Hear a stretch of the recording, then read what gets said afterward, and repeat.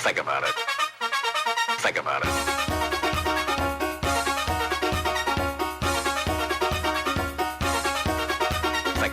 Hey, welcome to High School Basketball Weekly once again. Tim Moore alongside of Rick Boo, and happy holidays to all our viewers. And Rick, holiday week always brings with it a little bit of a limited schedule of games, but we're going to review those games for our viewers, as well as talk about extensively our upcoming high school game of the week, which we're going to be doing live. And let's jump right into it and get after the boys' action. Really a limited action, but the McCann Tech Hornets, they lost to an undefeated Duggan team at home.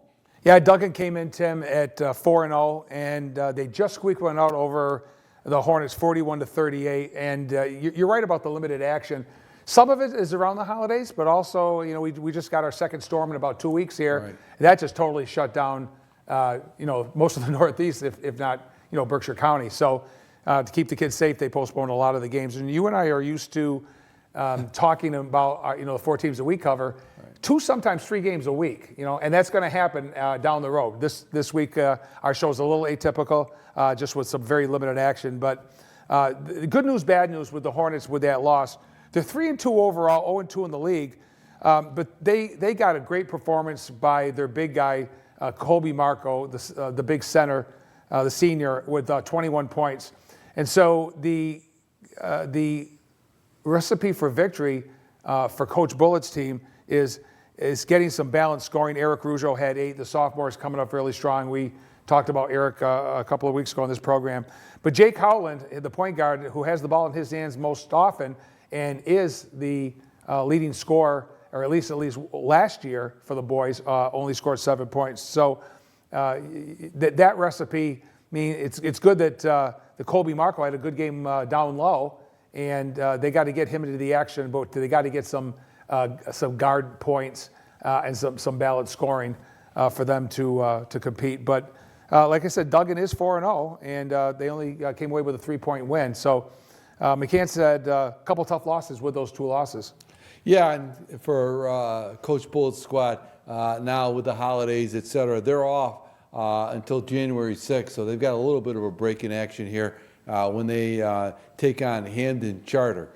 So he'll have some time to get his squad back together again as they get into the real meat of the high school basketball season. Drury Blue Devils, Rick, they were undefeated till they ran into a very fine Monument Mountain squad at home, and the Monument Mountain Spartans, they got the better of the Blue Devils in this one, and that's nothing to be ashamed of. As Monument Mountain, they got a great team, and they're undefeated as the season starts at this point. Yeah, at this point of the season, Tim, and maybe we could have gone back to our original or initial show, but in my mind, the 2 best Berkshire County boys teams. Well, 2 or 3. You can't forget about Taconic. Right. We don't talk very much about Taconic. They are a D5 team.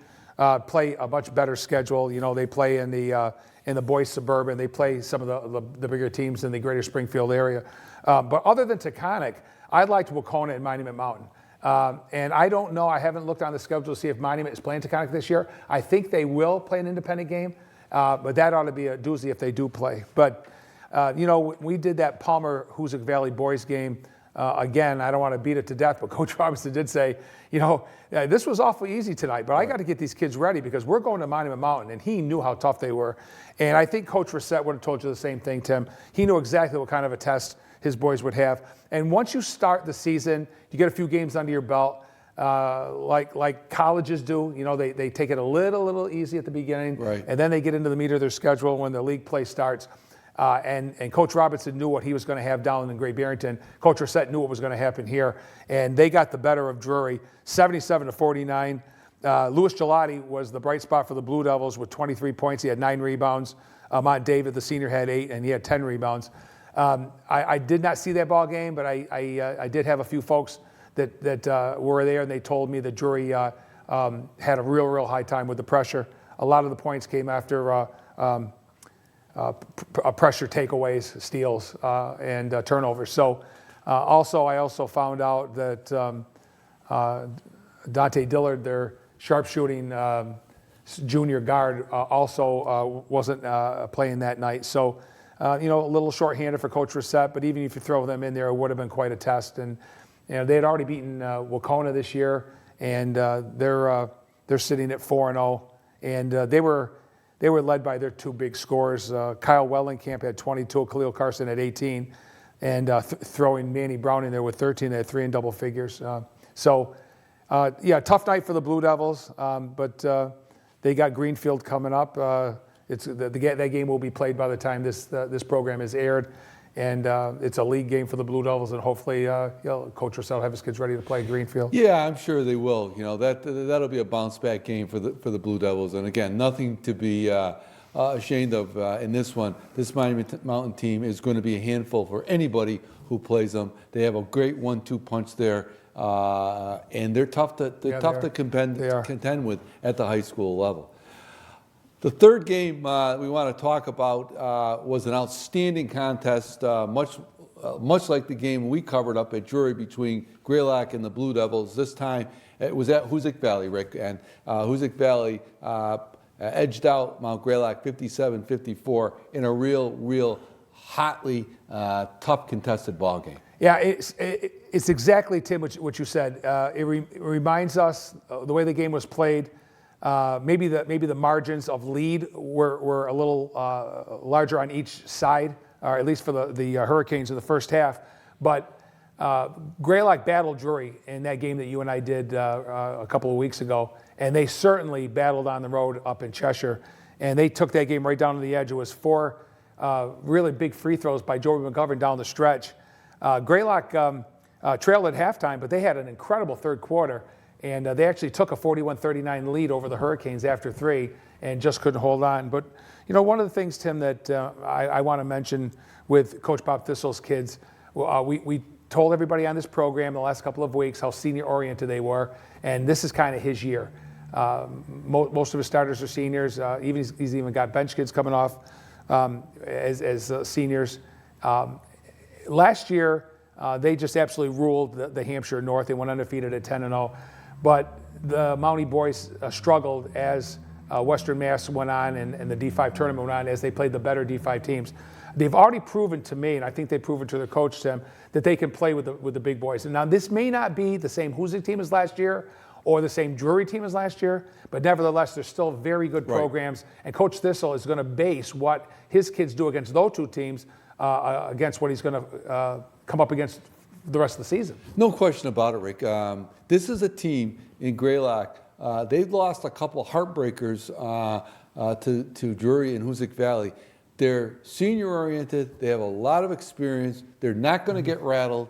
And these are great games for them to play because, admittedly, in their conference, we'd be very, very surprised if Greylock does not win their conference this year again. They won it last year. That's that boys Hampshire North. They were undefeated, and I would be surprised if they don't go undefeated again this year. They could get knocked off, lose a game here, maybe 2. I doubt that. But having said that, same here. These games, these 2 games, were real nice tests for Coach Thistle's squad. And as you said, Rick, it really shows they can hang and play with anybody. Yeah, and they have different kids. Chase Doyle led them in scoring pretty much on a regular basis last year.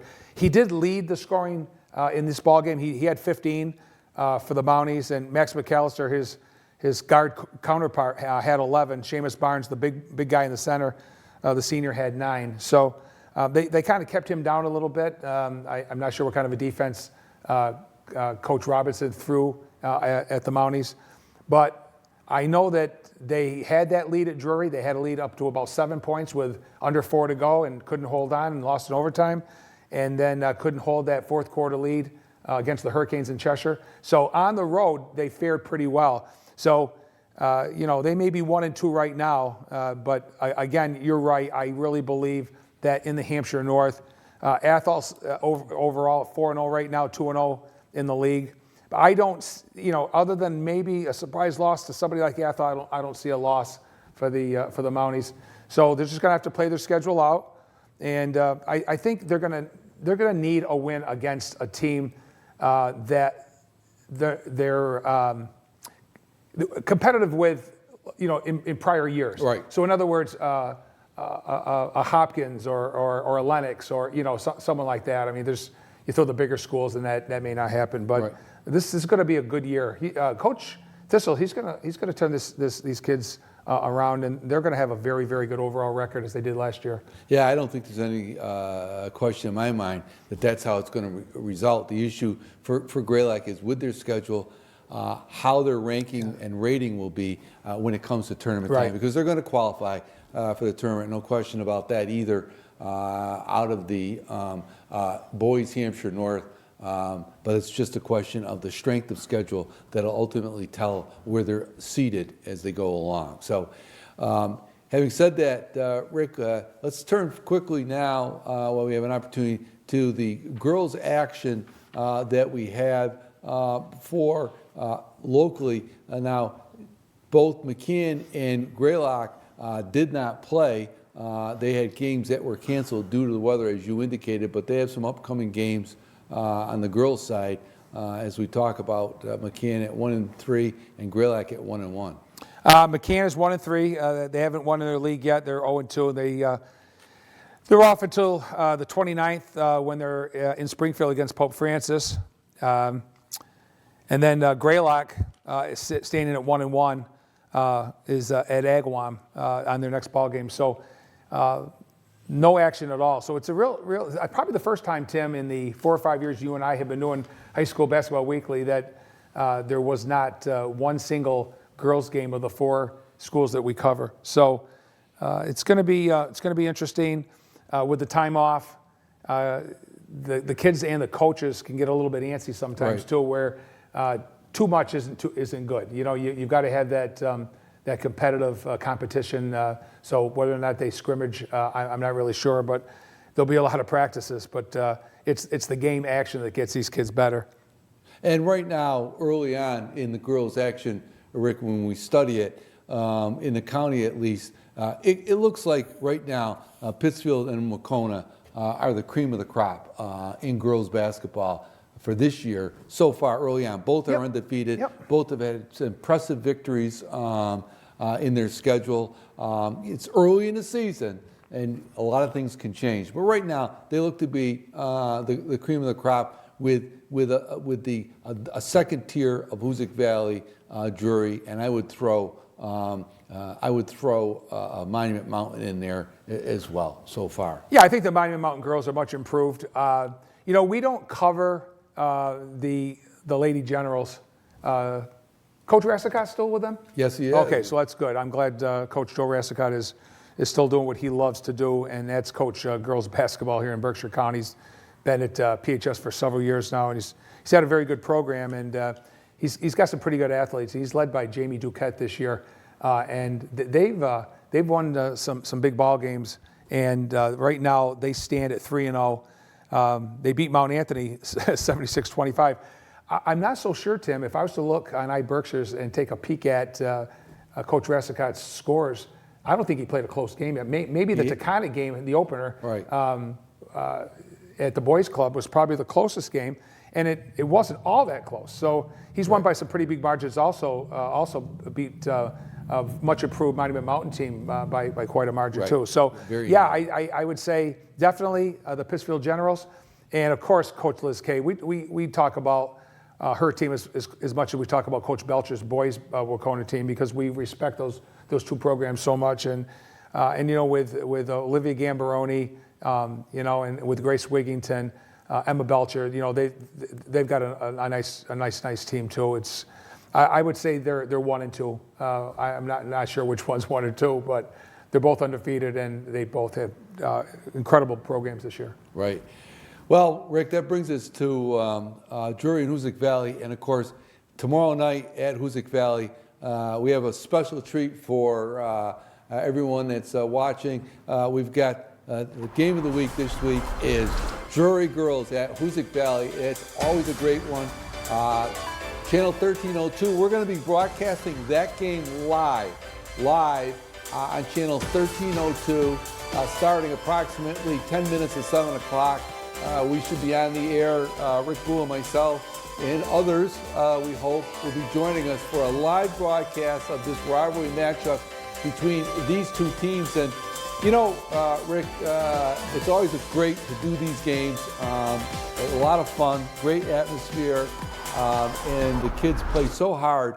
And for head coach Ian Downey, it's been a while since the Blue Devils have beaten Hoosick Valley, and so that's got to be on their mind. And this year, he's got a nice squad, and I think it's going to be a heck of a game up at Hoosick Valley between these two teams. I think it's going to be an interesting ball game. I thought, Tim, even though I was down with the bug last year, and I wasn't able to be up with you and John Bird up at the Buckybilla Gym, I thought that ball game was a pretty darn good ball game too. Yes, it was. I think it might have been a 12-point victory for the Lady Canes, but that tells the difference than in previous years when Drury struggled to even give them a ball game.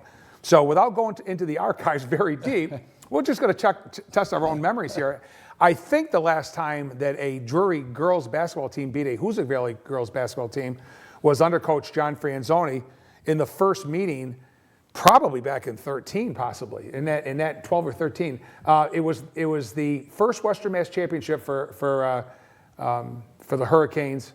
That was their big win. That was the game where Jen Gale as a junior and Meg Rodowitz as a junior had outstanding games for the Hurricanes and knocked off the Blue Devils in the Western Mass Finals. That's right. And Drury had beaten Hoosick Valley that year, two previous times. In the regular season. They'd gotten the better of Hoosick Valley, but the tables were turned in the Western Mass Championship, which we did that live down at the Cage, and that was the first of several Western Mass titles and state tournament appearances by Hoosick Valley. But I know Coach Ian Downey would love nothing better. I think he senses that his squad is there, and I think they're going to compete. You know, we talk about keys to the game and the players that we've seen so far this year. And, of course, for Drury, I think he's going to need a big game out of Alyssa Russell. I think he's going to need a game from Alyssa, not only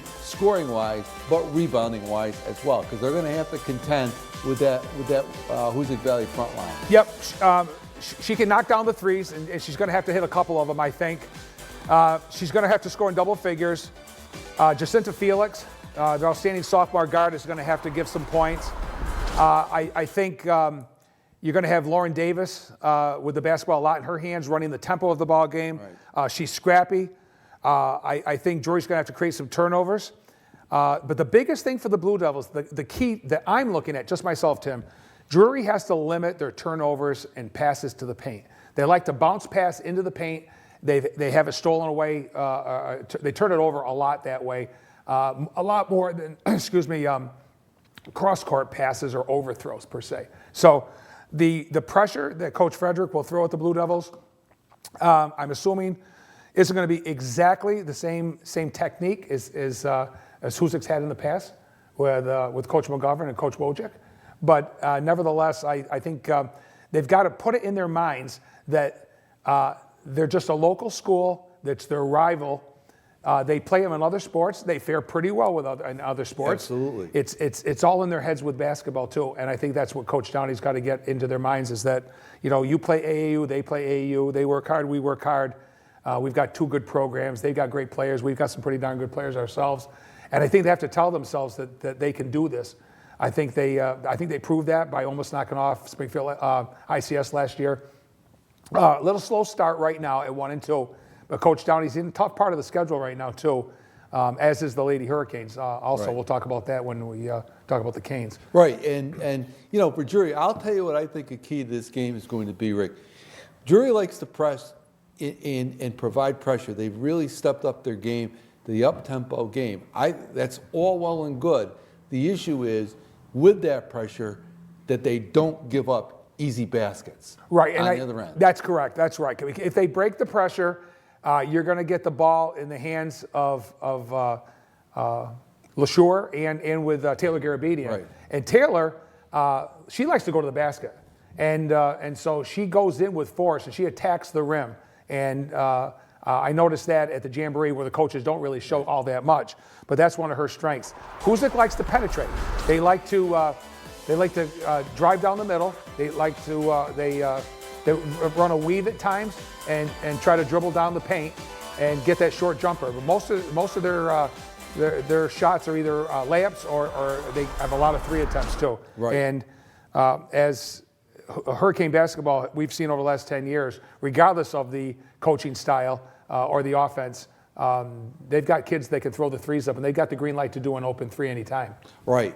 And as you said, that's, when you're talking about Huzik Valley, you got that duo up front of Garabedian and Gabby Billets, the senior center.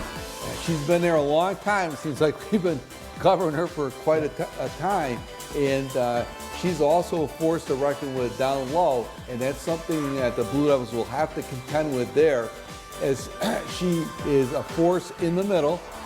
She will control the boards at times. She can be intimidating in that middle, and so that's something that Drury's going to have to be cognizant of as they try to keep Huzik Valley off those boards, both offensively and defensively. She's a real experienced player, no question about it. Yeah, she is, and I think Drury does match up in certain with certain players too. And I didn't bring up Brooke Bishop either, right. The junior, who's really starting to come on now. She's an incredible athlete, and she's really picking up her basketball game. And she came on very strong at the end of last season, is playing very well already this year. So they're going to have to get some balanced scoring, limit turnovers, and pressure the basketball. But I think that maybe the most important thing with playing Huzik on the road, you keep it close. Right. That's it. You want to be there. You want to make it a 1 or 2 possession game, and maybe the shots will fall your way. Another player for Huzik Valley, I think that's going to be a key here. We talk about all the players that have been there so long. Is Ashlyn LaSure, the sophomore guard. She is a real solid ball handler, passer. She can shoot the ball. She got a pretty good all-around game. And Drury will have to, again, make sure that if Huzik Valley breaks their pressure, that they don't give Huzik Valley those easy baskets. And LaSure is a pretty good ball handler, and she really plays a heady game. Yeah, they're gonna have to keep somebody back and make sure that doesn't happen. But looking forward to this one. I think it's got the makings of a pretty darn good ball game. Now, the thing that I took a look at, Tim, was the Huzik girls schedule, and right. So they're standing at 1 and 2 right now, and haven't played in about a week. But they're going to be playing back to back to back. Yes. They're playing Pittsfield High. They're playing South Hadley before they play the game that we do on Friday, right. The live game. So you don't know. I don't know how those outcomes, but those are 2 really, really tough games. 1 non-league game with the Generals, 1 league game with the Tigers of South Hadley. They could be over 500. They could be well under 500. But they're playing, and I think we'll see back to back to back. Right. How tired they'll be. Drury's been off. Right. And they're off until the 30th. Until that game. We'll have to see. Yeah. So so they're going to have plenty of time to scout and get themselves prepared for that one up at Huzik Valley. And once again, that game, we're going to be doing that one live. It is on the 30th, Friday, December 30th, channel 1302, approximately 6:50.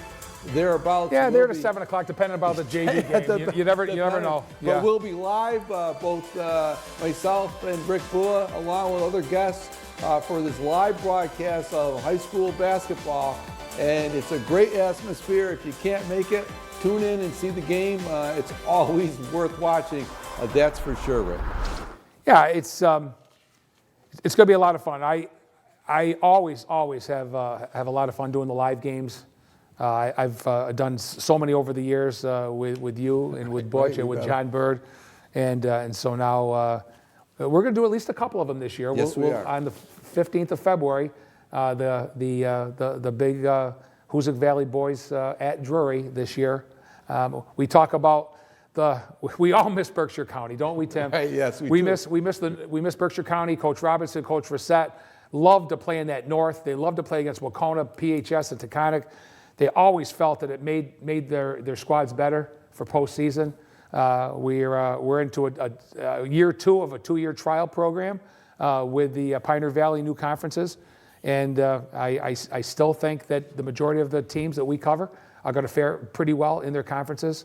I think the Drury boys will battle for the rights for the boys Hampshire South, just like they did last year, as Drury was the first overall champion of that conference. I think a little tougher division is the Bi-County East, where Monument Mountain and East Hampton, South Hadley, Hoosick, Wacona, Bay State. That's a tough league. Yeah, it is. Bay State's a little bit down this year, but Greylock, as we said earlier in the program, we like them in the Hampshire North, and McCann.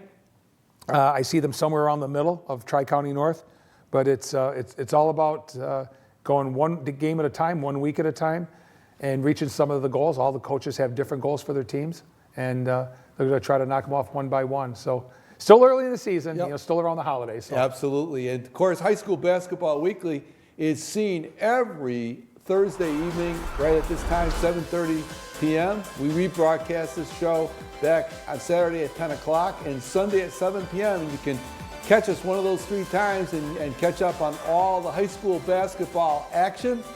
We had a light week this week. That's going to do it for High School Basketball Weekly this week.